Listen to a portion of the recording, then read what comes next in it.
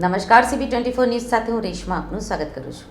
વડાપ્રધાન નરેન્દ્ર મોદી આજે તેમનો 74મો જન્મદિવસ ઉજવી રહ્યા છે. PM મોદીને તેમના જન્મદિવસ ઉપર શુભકામનાઓ આપવામાં આવી રહી છે. રાષ્ટ્રપતિ દ્રૌપદી મુર્મુએ પણ PM મોદીને તેમના જન્મદિવસ ઉપર શુભેચ્છાઓ પાઠવી હતી અને કહ્યું કે PM મોદીને તેમના જન્મદિવસ ઉપર હાર્દિક અભિનંદન અને શુભેચ્છાઓ.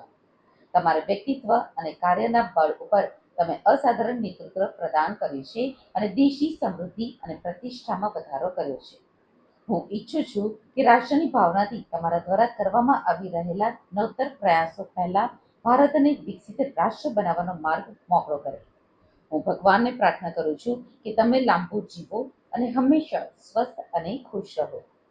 ગરવી ગુજરાતના પનોતા પુત્ર, વિકસિત ભારતના સ્વપ્ન દ્રષ્ટા અને વિશ્વના સર્વાધિક લોકપ્રિય રાજનેતા, યશસ્વી પ્રધાનમંત્રી શ્રી નરેન્દ્રભાઈ મોદીના જન્મદિવસે આજે રાજ્યપાલ શ્રી આચાર્ય દેવવ્રતજી અને મુખ્યમંત્રી શ્રી ભૂપેન્દ્ર પટેલે પુષ્પ અર્પણ કરીને સમગ્ર ગુજરાતના નાગરિકો વતીથી શુભકામનાઓ પાઠવી હતી.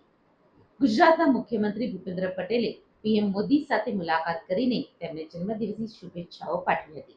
તેમણે કહ્યું કે તેઓ આજે સવારે રાજભવન ખાતે વડાપ્રધાન નરેન્દ્રભાઈ મોદીને મળ્યા હતા. મોદીજીના નેતૃત્વમાં ભારતમાં અભૂતપૂર્વ વિકાસ થઈ રહ્યો છે. ગુજરાત મોદીજીનું જન્મસ્થળ છે અને ગુજરાતને ભૂતકાળમાં પણ તેમના કુશળ નેતૃત્વ અને દૂરંદેશીથી ઘણો જ ફાયદો થયો છે. ગુજરાતની જનતા મોદીજીના લાંબા આયુષ્ય અને સ્વસ્થ જીવનની કામના કરે છે.